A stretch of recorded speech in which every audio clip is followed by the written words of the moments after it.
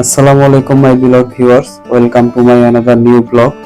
আমি মুস্তাফিজুল মিঠু, আর আজকে আমার সাথে আরো 4টা ফ্রেন্ড মিলে আমরা যাচ্ছি রাউতারা বাদ ও স্লুইস গেট।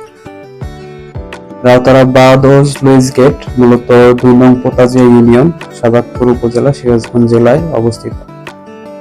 বাঘাবাড়ি মিলভিটা দুগ্ধ প্রক্রিয়াজাতকরণ কারখানা থেকে শুরু করে নিমাইচড়া পর্যন্ত বন্যা নিয়ন্ত্রিত একটি বাঁধ তৈরি করা হয়।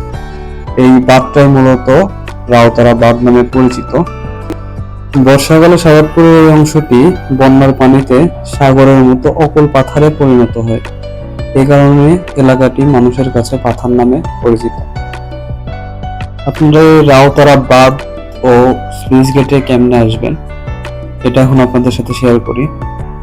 সাজাদপুর উপজেলার 2 নং পোতাজিয়া ইউনিয়ন পরিষদের সামনে আসলে আপনারা দেখবেন যে 2 সাইডে 2টা রাস্তা চলে গেছে।